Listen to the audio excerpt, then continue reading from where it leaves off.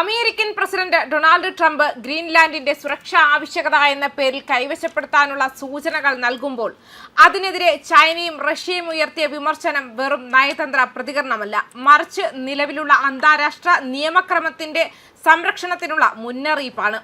ഒരു പ്രദേശത്തിന്റെ ഭാവി തീരുമാനിക്കുന്നത് ആ പ്രദേശത്തെ ജനങ്ങളുടെ ഇച്ഛയും അന്താരാഷ്ട്ര നിയമവും അടിസ്ഥാനമാക്കിയാകണമെന്ന നിലപാടിലാണ് ചൈനയും റഷ്യയും ഉറച്ചു നിൽക്കുന്നത്. ചൈനയുടെ കാഴ്ചപ്പാടിൽ ഗ്രീൻലാൻഡ് വിഷയത്തിൽ അമേരിക്ക ആവർത്തിച്ചുയർത്തുന്ന ചൈന ഭീഷണി എന്ന വാദം യാഥാർത്ഥ്യത്തെ വളച്ചൊടിക്കുന്നതാണ്.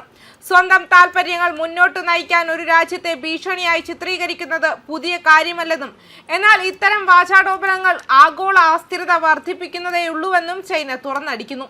ആർട്ടിക് മേഖലയിലെ ചൈനയുടെ സമീപനം വ്യാപാരവും ശാസ്ത്രീയ ഗവേഷണവും സഹകരണവും കേന്ദ്രീകരിച്ചുള്ളതാണെന്നും, ഭൂഭാഗങ്ങൾ കൈവശപ്പെടുത്തലോ സൈനിക വിപുലീകരണമോ ലക്ഷ്യമല്ലെന്നും ചൈനീസ് വിദേശകാര്യ വൃത്തങ്ങൾ ചൂണ്ടിക്കാട്ടുന്നുണ്ട്. അതിനാൽ തന്നെ ഗ്രീൻലാൻഡ് വിഷയത്തിൽ ചൈനയെ ഭീഷണിയായി ഉയർത്തിക്കാട്ടുന്നത് അമേരിക്കയുടെ സ്വന്തം നീക്കങ്ങൾക്ക് ന്യായീകരണം കണ്ടെത്താനുള്ള ശ്രമമായാണ് ചൈന വിലയിരുത്തുന്നത്. റഷ്യയുടെ പ്രതികരണവും ഇതേ താളത്തിലാണ്. ക്രെംലിൻ വക്താവ് ദിമിത്രി പെസ്കോവ് സൂചിപ്പിച്ചതുപോലെ ഗ്രീൻലാൻഡ് വിഷയത്തിൽ ഏതൊരു നീക്കവും അന്താരാഷ്ട്ര നിയമങ്ങൾ പാലിച്ചായിരിക്കണം. ചരിത്രത്തിൽ ഇടം നേടുമെന്ന അമേരിക്കൻ വിലയിരുത്തലിനെ കുറിച്ച് അഭിപ്രായം പറയുമ്പോൾ അത്തരമൊരു നീക്കം നിയമപരമാണോ എന്നതാണ് നിർണായക ചോദ്യമെന്ന് റഷ്യ ഓർമ്മിപ്പിക്കുന്നു. ആർട്ടിക് മേഖലയിൽ ദീർഘകാലമായി സാന്നിധ്യമുള്ള രാജ്യമായ റഷ്യയ്ക്ക് അവിടുത്തെ സ്ഥിരതയും നിയമപരമായ സഹവർത്തിത്വവും അത്യന്താപേക്ഷിതമാണ്. ശക്തിപ്രയോഗമല്ല, സഹകരണമാണെന്ന് റഷ്യ ആവർത്തിച്ച് വ്യക്തമാക്കുന്നത് ഈ പശ്ചാത്തലത്തിലാണ്.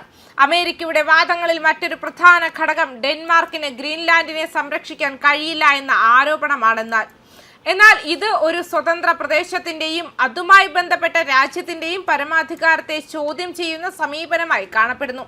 ഗ്രീൻലാൻഡിന്റെ രാഷ്ട്രീയ ഭാവി തീരുമാനിക്കേണ്ടത് വാഷിംഗ്ടണോ മറ്റേതെങ്കിലും തലസ്ഥാനമോ അല്ല, മറിച്ച് അവിടുത്തെ ജനങ്ങളാണെന്ന നിലപാടിലാണ് ചൈനയും റഷ്യയും. ഈ വിഷയത്തിൽ നോർവേ പ്രധാനമന്ത്രി ജോണാസ് ഗഹർ സ്റ്റോർ പോലും ട്രംപിന്റെ വാചക സന്ദേശങ്ങൾക്ക് മറുപടിയായി അന്താരാഷ്ട്ര നിയമത്തിന്റെ പ്രാധാന്യം ഓർമ്മിപ്പിച്ചത് ശ്രദ്ധേയമാണ്. ഗ്രീൻലാൻഡ് വിഷയത്തെ ട്രംപ് നൊബേൽ സമാധാന സമ്മാനവുമായി ബന്ധപ്പെടുത്തി സംസാരിച്ചതും സമാധാനത്തെക്കാൾ അമേരിക്കയ്ക്ക് നല്ലത് എന്ന നിലപാട് മുൻനിർത്തിയതും ആഗോളതലത്തിൽ ആശങ്ക ഉയർത്തിയിട്ടുണ്ട്. സമാധാനവും സ്ഥിരതയും എന്നത് വ്യക്തിഗത അംഗീകാരങ്ങളുമായി ബന്ധിപ്പിക്കേണ്ട വിഷയമല്ലെന്നും, ഒരു നേതാവിന്റെ താൽക്കാലിക രാഷ്ട്രീയ ലക്ഷ്യങ്ങൾക്കായി ഭൂഖണ്ഡങ്ങളുടെ ഭാവി നിർണ്ണയിക്കുന്നത് അപകടകരമാണെന്നും ചൈനയും റഷ്യയും മുന്നറിയിപ്പ് നൽകുന്നു. ഇത്തരം സമീപനങ്ങൾ രണ്ടാം ലോക മഹായുദ്ധത്തിന് ശേഷം രൂപപ്പെട്ട നിയമാധിഷ്ഠിത ആഗോളക്രമത്തെ തന്നെ ദുർബലപ്പെടുത്തുമെന്ന് അവർ ചൂണ്ടിക്കാട്ടുന്നു. അന്താരാഷ്ട്ര രാഷ്ട്രീയത്തിൽ ശക്തി സമവാക്യങ്ങൾ മാറിക്കൊണ്ടിരിക്കുമ്പോൾ ആർട്ടിക് മേഖല പുതിയ മത്സരത്തിന്റെ കേന്ദ്രമായി മാറുകയാണ്. എന്നാൽ ഈ മത്സരം ആയുധങ്ങളിലൂടെയോ ഭീഷണികളിലൂടെയോ നടത്തേണ്ടതില്ലെന്നാണ് ബീജിംഗിന്റെയും മോസ്കോയുടെയും വാദം. ശാസ്ത്രീയ ഗവേഷണം, പരിസ്ഥിതി സംരക്ഷണം, വ്യാപാര സഹകരണം തുടങ്ങിയ ഘടകങ്ങളിലൂടെ മാത്രമേ ആർട്ടിക് പ്രദേശത്തിന്റെ ഭാവി സുരക്ഷിതമാകൂ. ഗ്രീൻലാൻഡിനെ ഒരു തന്ത്രപ്രധാന വസ്തുവായി മാത്രം കാണുന്നത് അവിടുത്തെ ജനങ്ങളുടെ അവകാശങ്ങളെയും പ്രദേശത്തിന്റെ പരിസ്ഥിതി ഭാവിയെയും അവഗണിക്കുന്ന സമീപനമാണ്.